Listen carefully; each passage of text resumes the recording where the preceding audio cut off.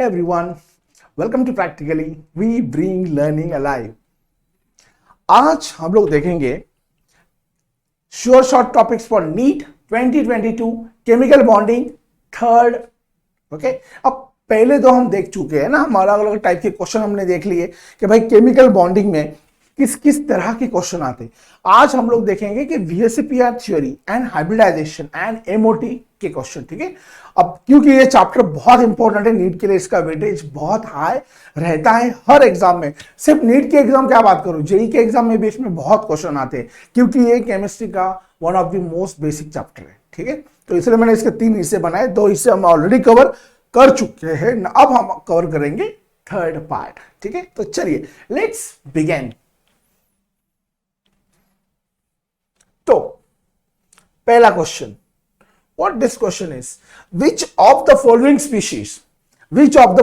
species contains 3 bond pairs and 1 lone pair. इसमें से ऐसा कौन सा कंपाउंड है जिसके पास 3 बॉन्ड पेयर है और 1 लोन पेयर. अब सिंपल सी बात है, क्वेश्चन सॉल्व करना इतना डिफिकल्ट बिल्कुल भी नहीं है. 3 बॉन्ड पेयर 1 लोन पेयर ना, तो हमको ज्यादा डेप्थ में जाने की जरूरत नहीं है. किसने 3 बॉन्ड बनाए हैं वो होगा 3 बॉन्ड पेयर वाला कंपाउंड. अब यहां पे देखो H2O में ऑक्सीजन सेंट्रल एटम है. ऑक्सीजन ने कितने बॉन्ड बनाए? 2 ही बॉन्ड बनाए. तो बॉन्ड पेयर कितने? 2 है, 3 तो नहीं है. खत्म. बी, ये वाला, यहां पे बोरॉन ने 3 बॉन्ड बनाए, 3 बॉन्ड पेयर है. यस, 3 बॉन्ड पेयर है, लेकिन क्या इसके पास 1 लोन पेयर है? जी नहीं, इसके पास ये जो ऑर्बिटल है, ये ऑर्बिटल उसका एम्प्टी है. This is empty orbital, completely empty. इसका मतलब लोन पेयर तो नहीं बोल सकते थे. लोन पेयर में तो एक इलेक्ट्रॉन होगा ना, 2 इलेक्ट्रॉन एक्स्ट्रा होंगे, तो ये तो नहीं है. NH2 माइनस, यहां तो बात आती ही नहीं क्योंकि इसने 2 ही बॉन्ड बनाए स्ट्रेट फॉरवर्ड, तो इसके पास बॉन्ड पेयर कितनी हुई? 2 ही हुई है ना. तो फिर ये भी ऑप्शन नहीं होगा, ये भी नहीं होगा. लास्ट क्या है? PCl3. अब अगर ABC नहीं है तो D ही होगा, ये तो जाहिर सी बात है. लेकिन कैसे, वो भी देख लेते हैं. फॉस्फोरस से 3 बॉन्ड है ना, क्लोरीन, उसके बाद क्लोरीन, और ये क्या है? ये है उसका लोन पेयर. क्योंकि जो नाइट्रोजन के ग्रुप में जो एलिमेंट्स रहते हैं वो कभी भी सेंट्रल एलिमेंट अगर बनते हैं किसी कंपाउंड के, तो वो 3 बॉन्ड बनाते हैं. उनके पास टोटल 5 इलेक्ट्रॉन होते हैं, तो 3 बॉन्ड बना लिया, मतलब 3 बॉन्ड पेयर, और एक क्या है?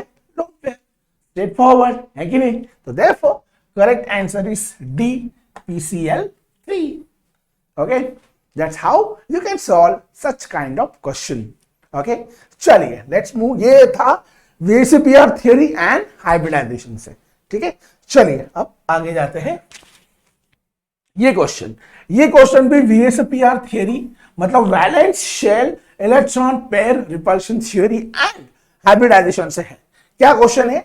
इन ऑक्टाहेड्रल स्ट्रक्चर, जो तुम्हारा ऑक्टाहेड्रल ज्योमेट्री बनता है कंपाउंड का, उस ऑक्टाहेड्रल स्ट्रक्चर में the pair of d orbitals involved in D2sp3 hybridization is. D2sp3 hybridization में जो 2 d ऑर्बिटल इन्वॉल्व होते हैं वो कौन से d ऑर्बिटल होते हैं, ये अपना क्वेश्चन है. तो देखिए, तुम्हारा जो ऑक्टाहेड्रल शेप होता है वो कैसा होता है? ये होता है तुम्हारा प्लेन, बराबर. ये होता है पूरा प्लेनर.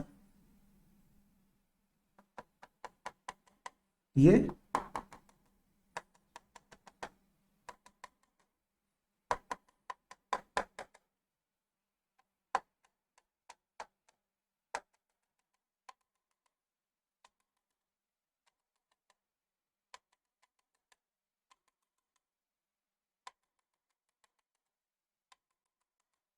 क्या है तुम्हारा? दिस इज जो ऑक्टाहेड्रल ज्योमेट्री है ना. अब एक बात जरा गौर करो, यहां पे तुम्हारे ऑक्टाहेड्रल ज्योमेट्री में जो तुमको d ऑर्बिटल चाहिए वो कौन से होंगे, कैसे पता चलेगा? यहां पे देखो, ये जो है ना, दिख रहा तुमको स्क्वायर. ये स्क्वायर क्या है? ये स्क्वायर ऐसा है. It is in the plane. Which plane? XY plane. ये जो है ना, ये पूरा this comes into XY plane. ये XY प्लेन में आ रहा है. और ये जो ब्लू कलर का, ये और ये कौन से प्लेन में आ रहे हैं? This is coming in Z plane. ये आ रहा है तुम्हारा, जो ऊपर के जो तो होते हैं ना, ऊपर का नीचे का, वो आते हैं तुम्हारे जेड प्लेन में। और जो स्क्वायर है, जो स्क्वायर प्लेनर ही है बेसिकली, हाँ, ऊपर एक नॉच है, नीचे एक नॉच है, फिर वो कनेक्ट करते हैं। तो वो नीचे वाला एक्स वाई प्लेन में है, ऊपर और नीचे वाला जेड प्लेन में है। जेड प्लेन तो नहीं बोल सकता मैं, सॉरी मैंने गलत बोला, जेड एक्सिस पे आता है। It comes along the z-axis. So therefore, we need those 2d orbital for which the electron density lying along or lying parallel to the xy and z-axis. तो अब हमको पता है there are 5 types of d orbital, है ना, dxy, dyz, dxz. dxy xy plane के बीच में, मतलब x और y के बीच में आता है। dyz y और z के बीच में आता है। dxz x और z के बीच में आता है। लेकिन dx square dash y square कहां पे आता है? देखो जो भी d ऑर्बिटल जिसमें स्क्वायर आता है, the electron density lying along the axis which has been indicated there. तो dx square dash y square में x और y इंडिकेट किया है। तो क्योंकि यहां पे स्क्वायर है, तो यहां पे electron density will be along the x and y plane, which is necessary. Therefore, dx square dash y square is necessary for us. तो ये तो नहीं आएगा, ये भी नहीं आएगा। यहां पे क्या है? dx square dash y square. तो ये dx square dash y square इस xy प्लेन में काम करेगा और dz square ऊपर का और नीचे का काम करेगा। तो इसलिए ये दो ऑर्बिटल तुमको जरूरी है अगर तुमको ऑक्टाहेड्रल ज्योमेट्री अचीव करनी है तो, और इसीलिए करेक्ट आंसर इज ए। फिर ये चाहे D2 sp3 हो या sp3 D2 हो, तुमको पता है ना दो टाइप के ऑक्टाहेड्रल होते हैं, D2 sp3, sp3 D2। D2 sp3 is inner d orbital complex and sp3 D2 is outer d orbital complex. दोनों ही केस में तुमको यही d ऑर्बिटल चाहिए, तो ही तुम ये अचीव कर सकते हो। ठीक है, चलिए moving ahead. Identify molecule which does not exist. Now this is MOT. What is MOT? Molecular Orbital Theory. ये थ्योरी सबसे इंपॉर्टेंट है तुम्हारा केमिकल बॉन्डिंग चैप्टर के लिए, सबसे इंपॉर्टेंट है। और अगर तुम पिछले क्वेश्चन पेपर जाके देखो तो तुमको हर साल, करीबन हर साल एक क्वेश्चन तो एमओटी पे मिलेगा ही मिलेगा। तो ये एमओटी बिल्कुल भी स्किप मत करना। उसके कुछ एग्जाम्पल किस तरह के क्वेश्चन आते हैं वो मैंने यहां पे डाले हैं। ठीक है, तो चलिए देखते कैसे क्वेश्चन है। तो पहला है identify a molecule which does not exist. इसमें से ऐसा कौन सा मॉलिक्यूल जो एग्जिस्ट नहीं करता? तो यहां पे लिथियम, C2, हेलियम, O2 ये सब है। ठीक है, अब इसके लिए हमको चाहिए एमओटी ऑर्डर। ठीक है, तो MOT order sigma 1s star sigma 1s sigma 2s star sigma 2s, right. उसके बाद क्या है? Sigma 2pz pi 2px is equal to pi 2py। उसके बाद pi star 2px pi star 2py and sigma 2pz star. ठीक है, so lithium, एक lithium का एटॉमिक नंबर कितना होता है? 3। तो दो लिथियम में कितने इलेक्ट्रॉन्स है? 6 है कि नहीं? 2 2 2 है ना, Li2। तो Li2 का बॉन्ड ऑर्डर क्या आएगा? Number of electrons in bonding orbital minus number of electrons in anti bonding orbital divide by 2। तो कितने इलेक्ट्रॉन है बॉन्डिंग में? 2 और 2 4, एंटी बॉन्डिंग में 2, 4 minus 2 2, 2 divided by 2 is equal to 1. So bond order is 1, that means Li2 does exist, right? अब अगला है C2। C2 में क्या है? C2 के लिए बॉन्ड ऑर्डर थोड़ा अलग है। ये ऑक्सीजन का बॉन्ड ऑर्डर है और हमको पता है कि ऑक्सीजन एग्जिस्ट करता है, तो ये आंसर तो नहीं होगा। हमको बस Li2 और हीलियम 2 चेक करना है। ऑक्सीजन एग्जिस्ट करता है, C2 एग्जिस्ट करता है, Li2 एग्जिस्ट करता है कि नहीं हमने अभी भी देखा है। अभी देखते हैं हेलियम का। हेलियम के तुमको क्या चाहिए? एक हेलियम का एटॉमिक नंबर 2, तो 2 हेलियम का कितने इलेक्ट्रॉन हो गए? 4। 4 इलेक्ट्रॉन कैसे अरेंज करोगे? 2 2 4। राइट। तो हेलियम 2, इसका बॉन्ड ऑर्डर क्या आएगा? Number of electrons in bonding minus number of electrons in anti bonding orbital, मतलब 2 minus 2 divide by 2, 2 minus 2 is 0 divide by 2 is equal to 0। तो बॉन्ड ऑर्डर 0, इसका मतलब हेलियम एग्जिस्ट नहीं करता। However if you have He1 plus, He1 plus अगर लिया तुमने तो वो एग्जिस्ट करता है। He2 1 प्लस बोलना था मुझे। He2 1 प्लस में देखो यहां पे 2 इलेक्ट्रॉन तो आएंगे, लेकिन यहां पे 2 की जगह आएगा 1 इलेक्ट्रॉन, तो फिर उसका बॉन्ड ऑर्डर हो जाएगा 2 minus 1 divide by 2 which is 0.5। 0.5 मतलब it is not 0। So if it is not 0 that means it exist, if it is 0 it will not exist. It is that easy. So therefore correct answer in this case is helium 2. That's your answer, which does not exist in this case. ठीक है, चलिए let's move ahead now to the next question. Decreasing order.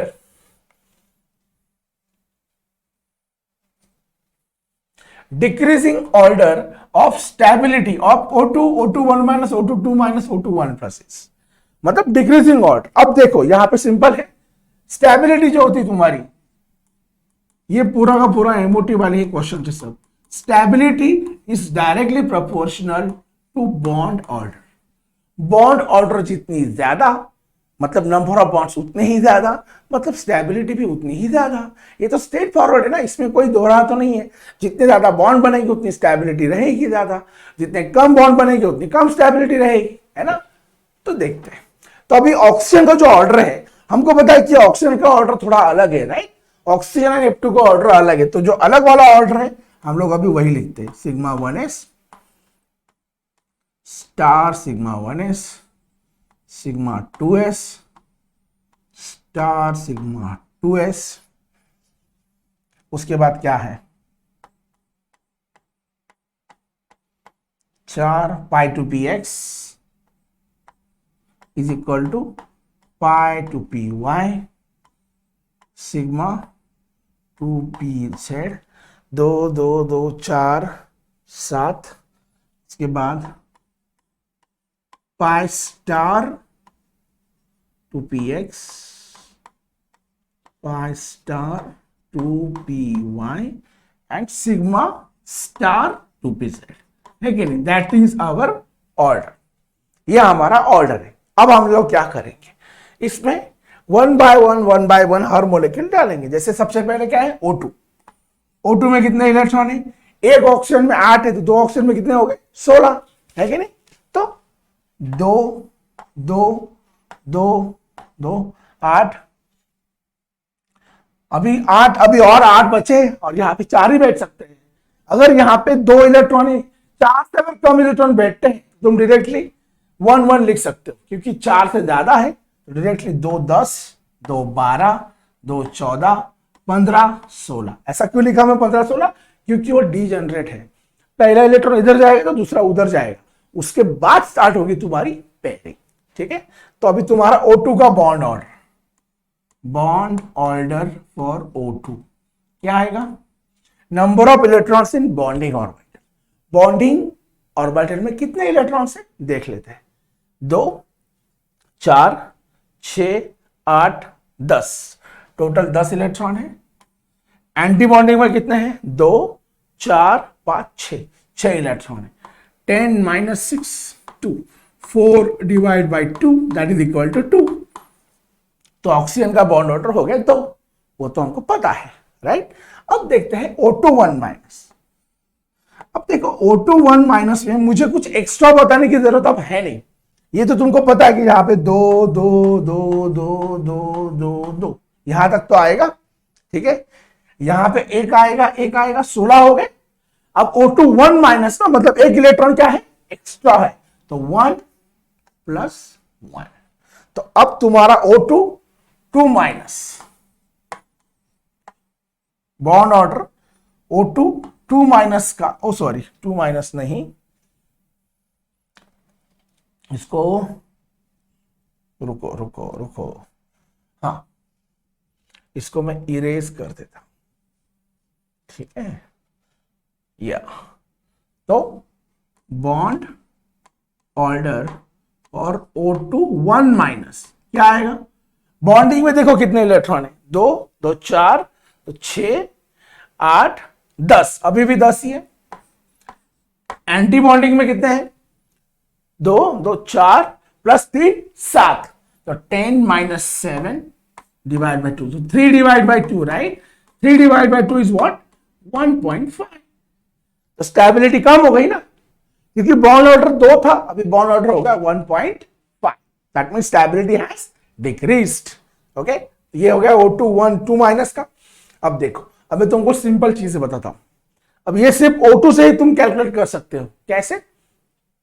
O2 का हो गया, O2 2 minus का हो गया। अब O2 1 माइनस कर लिया, अभी O2 2 माइनस। O2 2 माइनस में कितने इलेक्ट्रॉन है? There are total 18 electrons, right? 18 electrons है। तो देखो 16 तक तो तुमने यहां पे डाल दिया, अभी 17 18 कहां जाएगा? 17वां जाएगा इधर और 18वां जाएगा इधर, है कि नहीं? 17 प्लस ये हो गए 2 तुम्हारे 18। तो इसका मतलब ये 2 एक्स्ट्रा इलेक्ट्रॉन जो मैंने ऐड किए वो कहां पे ऐड हो रहे? वो ऐड हो रहे तुम्हारे एंटी बॉन्डिंग ऑर्बिटल में। तो इसीलिए O2 2 माइनस का बॉन्ड ऑर्डर क्या आएगा? 10 इलेक्ट्रॉन। तो बॉन्डिंग में मैक्सिमम 10 इलेक्ट्रॉन ही हो सकते हैं। तो एंटी बॉन्डिंग में कितने आ रहे हैं अभी उसके? 2 2 4 प्लस 4 8, तो 10 माइनस 8, ये हो जा रहा है 10 minus 8 divide by 2, 2 divide by 2 it is 1। तो बॉन्ड ऑर्डर क्या बन गया तुम्हारा? बॉन्ड ऑर्डर हो गया तुम्हारा 1। तो इसका मतलब जैसे ऑक्सीजन में एक एक इलेक्ट्रॉन तुम ऐड कर रहे हो, उसका बॉन्ड ऑर्डर 2 से 1.5 से 1 बन रहा है। इसका मतलब कम कम कम कम हो रहा है कि नहीं? अब अगर मैं O2 1 प्लस की बात करूं, ठीक है, अब देखते हैं O2 1 प्लस में क्या।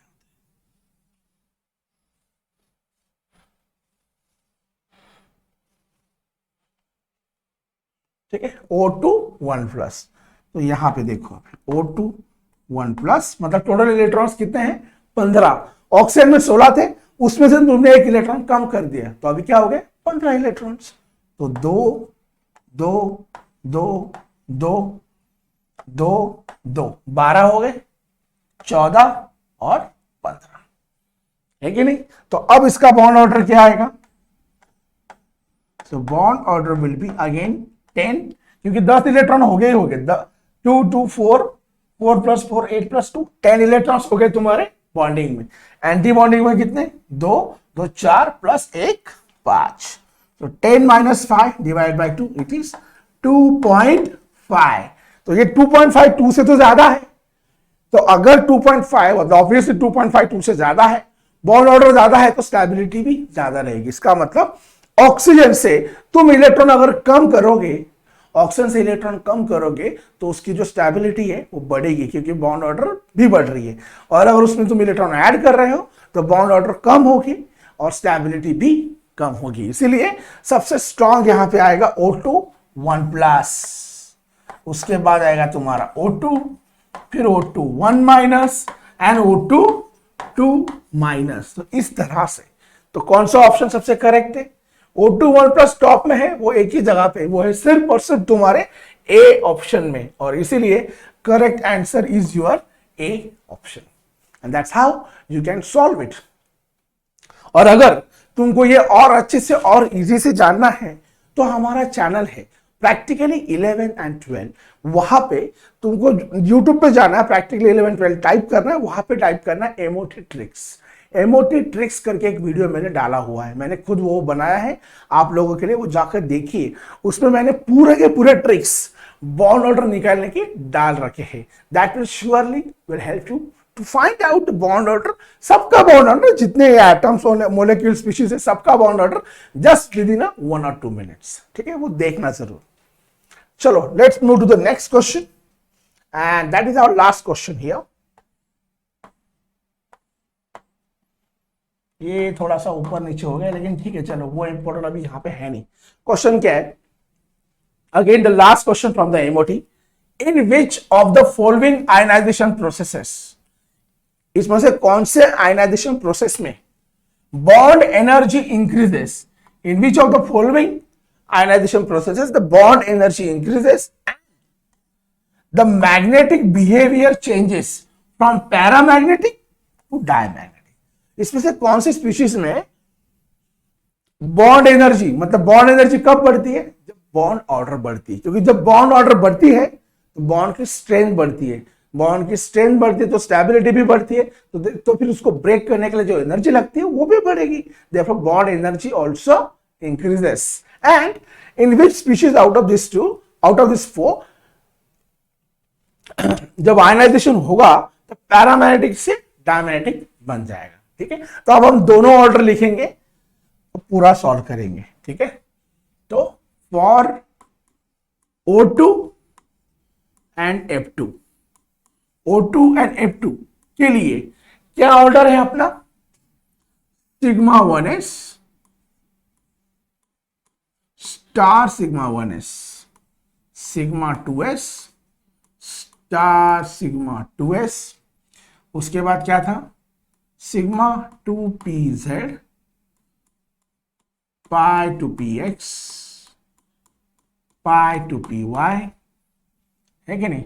उसके बाद pi two px is equal to pi two py, दोनों जगह star star, and lastly sigma 2pz star, है कि नहीं? तो ये सॉरी, ये O2 F2 का नहीं है, ये टिल N2 जो ऑर्डर है, till N2, okay, for O2 and F2. O2 and F2 के लिए ऑर्डर थोड़ा सा अलग है. O2 एंड F2 के लिए क्या होता है कि ये इधर आ जाता है, वो उधर चला जाता है, बस उतना ही डिफरेंस है, बाकी कोई डिफरेंस नहीं. Sigma 1s star sigma 1s, sigma 2s star sigma 2s, फिर आता है तुम्हारा pi two px is equal to pi two py, sigma 2pz pi two px is equal to pi two py star star and sigma 2pz star. ठीक है, तो ये पूरा का पूरा तुम्हारा एमओटी ऑर्डर है जो तुमको जरूरत पड़ेगी तुम्हारे ये क्वेश्चन सॉल्व करने के लिए. ठीक है, ट्रिक तो मेरा है ही, लेकिन मैं तुमको अभी डेप्थ में सिखा रहा हूं ये. ठीक है, तो पहला क्या है? N2 to N2 1 plus, right? तो अभी N2 जो है वो सॉल्व करते हैं. N2, अब N2 के लिए कितने, एक एटॉमिक नंबर कितना है नाइट्रोजन का? 7, तो 7 into 2 कितना होगा? 14, है ना? तो 14 2 2 2 2 8 10, राइट, 12 14. कोई अनपढ़ इलेक्ट्रॉन है? एक भी अनपढ़ इलेक्ट्रॉन नहीं है, क्योंकि सब अनपढ़ इलेक्ट्रॉन कब होगा? जब ऑड नंबर होगा, except for the oxygen. Oxygen में 16 इलेक्ट्रॉन होते हैं, फिर भी वो पैरामैग्नेटिक होता है, क्योंकि उसमें ये जो ऑर्डर ये चेंज होती है. तो यहाँ पे आ जाता है इलेक्ट्रॉन्स और वहां पे वो सिंगल सिंगल इलेक्ट्रॉन रहते हैं, उस वजह से वो पैरामैग्नेटिक होता है. अब नाइट्रोजन की बात करोगे तो 2 2 2 2 हो गए 14, तो ये पैरामैग्नेटिक है ही नहीं ना, तो है ही नहीं, तो बात उधर ही खत्म हो गई, आगे जाने की जरूरत ही नहीं. तो ये तो आंसर हो ही नहीं सकता, है ना? This can be your answer. अब अगला O2 to O2 1 प्लस. अब O2 to O2 1 प्लस देखते हैं. ठीक है, O2 भी कैसे है? 2 2 2 2 8 10 12 14 15 16, है ना? ये पैरामैग्नेटिक तो श्योरली है. मैं क्या बोला? पैरामैग्नेटिक टू डायमैग्नेटिक हो रहा है, राइट? एंड बॉन्ड एनर्जी भी इंक्रीज हो रही है. कब? आयनाइजेशन में. तो देखो, अब तुम इसका आयनाइजेशन करोगे. अब हमने इसके पहले वाले क्वेश्चन में हम लोग देख चुके हैं कि O2 का O2 1 प्लस करोगे तो ये जो इलेक्ट्रॉन है कम हो जाएगा. और एक बात ध्यान में रखना, अगर इलेक्ट्रॉन बॉन्डिंग ऑर्बिटल से निकल रहा है तो बॉन्ड ऑर्डर कम होगी. अगर तुम्हारा इलेक्ट्रॉन एंटी बॉन्डिंग ऑर्बिटल से निकल रहा है तो बॉन्ड ऑर्डर बढ़ेगी. ये सिंपल है ना. देखो 10 - 8 डिवाइड बाय 2 कितना आता है? 1. अब 10 - 8 है ना. अब 8 का नंबर, 8 की जगह तुम 7 लोगे, 6 लोगे, जो एंटी बॉन्डिंग है, तो ऑब्वियसली नंबर बढ़ेगा, तो अब तो फिर बॉन्ड ऑर्डर बढ़ना ही है। और 10 माइनस 8, तो 10 की जगह मैंने 9 लिया तो 9 माइनस 8 डिवाइड बाई 2 0.5 हो जाएगा, या 10 की जगह 8 लिया तो 0 हो जाएगा। तो इसका मतलब बॉन्ड ऑर्डर कम हो रहा है ना। तो इस वजह से ये सिंपल है, अगर बॉन्डिंग ऑर्बिटल से इलेक्ट्रॉन निकल रहे तो बॉन्ड ऑर्डर कम होगी, अगर एंटी बॉन्डिंग ऑर्बिटल से इलेक्ट्रॉन निकल रहे तो बॉन्ड ऑर्डर बढ़ेगी। तो यहां पे बॉन्ड ऑर्डर हम देख चुके कि O2 से O2 1+ अगर तुम कर रहे हो तो वो 2 से 2.5 हो जाता है, लेकिन रहेगा वो फिर भी पैरामैग्नेटिक ही, क्योंकि 2 अनपेड इलेक्ट्रॉन है, तो तुम एक इलेक्ट्रॉन निकाल दोगे इसमें से तो भी वो पैरामैग्नेटिक ही रहेगा। तो ये आयनाइजेशन का वो प्रोसेस हो गया जब तुम इलेक्ट्रॉन निकाल रहे हो। अब आयनाइजेशन का दूसरा प्रोसेस जब तुम इलेक्ट्रॉन ऐड कर रहे हो, तो अगर तुम इलेक्ट्रॉन ऐड कर रहे हो तो भी वो पैरामैग्नेटिक ही रहेगा। तो इसका मतलब O2 दोनों ही केस में पैरामैग्नेटिक का पैरामैग्नेटिक ही रहेगा। और वैसे भी यहां पे तुम्हारा जो था वो O2 1+ वाला था, तो ये भी तुम्हारा आंसर नहीं हो सकता है कि नहीं। अब C2 की बात करते हैं, C2 1+, C2 यहां पे आएगा है ना, C2 2 2 2 2 2 10 हो गए। अब 12 है ना, तो यहाँ तो गड़बड़ है, 2 2 2 2 2, हाँ यहां पे एक, यहां पे एक, तो ये भी पैरामैग्नेटिक है। वैसे देखा जाए तो कार्बन का कितना होता है टोटल इलेक्ट्रॉन, 12 होते हैं ना, तो 12 हो रहे, तो ये भी तो पैरामैग्नेटिक है। लेकिन क्या ये आयनाइजेशन होने से इसका पैरामैग्नेटिक नेचर निकल जा रहा है? जी नहीं, बिल्कुल नहीं जा रहा है। एक ही इलेक्ट्रॉन जाएगा, दूसरा तो रहेगा ही रहेगा, है कि नहीं। तो फिर ये भी तुम्हारा आंसर नहीं हो सकता, ठीक है। तो फिर that also is not your answer. And last में है तुम्हारा NO2 NO1+। अब NO2 NO1+ की जब मैं बात कर रहा हूं तो टोटल NO में टोटल इलेक्ट्रॉन्स कितने हैं? चलो कार्बन का मैं रफ कर देता हूं, ठीक है, NO। अब NO में नाइट्रोजन ऑक्सीजन, नाइट्रोजन के इलेक्ट्रॉन कितने? 7, ऑक्सीजन के कितने हो गए? 8, 8 + 7 कितने हो गए? 15। तो total there are 15 electrons, that means it has to be paramagnetic, क्योंकि ऑड इलेक्ट्रॉन्स है ना। तो 15 इलेक्ट्रॉन्स को तुम कैसे अरेंज करोगे? 2 2 4 6 8 10 12 14 15। अब ये तो पूरे पेड है, एक ही इलेक्ट्रॉन है जो अनपेड है, इसका मतलब ये पैरामैग्नेटिक है, ठीक है, पैरामैग्नेटिक है। और इसका बॉन्ड ऑर्डर देखो कितना आएगा, कितने इलेक्ट्रॉन है बॉन्डिंग में? 2 2 4 6 8 10। एंटी बॉन्डिंग में 2 2 4 + 1 5, 10 - 5 डिवाइड बाई 2 कितना आएगा? 2.5, है कि नहीं। उसका बॉन्ड ऑर्डर है 2.5 और वो पैरामैग्नेटिक भी है।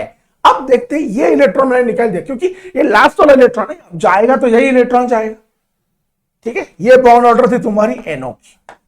अब बॉन्ड ऑर्डर निकालते NO1+, वही तो पूछा है ना उन्होंने। अब NO1+ की करोगे तो ये इलेक्ट्रॉन निकल जाएगा, है कि नहीं। अब इसके बॉन्ड ऑर्डर क्या आएगी? 2 2 4 2 2 4 + 6 10, है ना, 10 इलेक्ट्रॉन हो गए। एंटी बॉन्डिंग में कितने? 2 + 2 4, 10 - 4 divide by 2 6 divide by 2 it is 3। तो बॉन्ड ऑर्डर जो अभी 2.53 वो 3 हो गई। तो बॉन्ड ऑर्डर अगर 2.5 से 3 हो रही है तो बॉन्ड की स्ट्रेंथ बढ़ रही है, बॉन्ड की स्ट्रेंथ अगर बढ़ रही है तो बॉन्ड की एनर्जी भी बढ़ेगी, राइट। और एक दूसरी चीज, जब वो एक इलेक्ट्रॉन था यहां पे तब ये पैरामैग्नेटिक था, अब मैंने वो इलेक्ट्रॉन हटा दिया तो देखो कोई अनपेड इलेक्ट्रॉन है? जी नहीं, एक भी अनपेड इलेक्ट्रॉन नहीं है। देयरफॉर इसका नेचर ऑफ पैरामैग्नेटिक से बन चुका है diamagnetic, and that is how the correct answer in this case is this option D, ठीक है। इस तरह से आप इस तरह के क्वेश्चन सॉल्व कर सकते हो। तो इस तरह से आपने पूरा का पूरा केमिकल बॉन्डिंग कवर कर दिया है मैंने। जितने भी शॉर्ट टॉपिक्स है केमिकल बॉन्डिंग के जिस पे क्वेश्चन आ सकते हैं या आ चुके हैं वो कवर कर चुका है। होपफुली आपको ये हेल्प करेगा आपके एग्जाम के प्रिपरेशन के लिए। और एक चीज, अगर आपने चैनल को सब्सक्राइब नहीं किया तो प्लीज कर दीजिए, and you can find such a video where you have where I have put a trick for the MOT in that channel. ठीक है, लेकिन for that you need to subscribe the channel. आपको वहां पे जाना पड़ेगा, देखना पड़ेगा. ठीक है, चलिए, that's it for this session. Let's meet in the another session next time, which will be having of mold concept. ठीक है, that's it for today's session. Bye bye.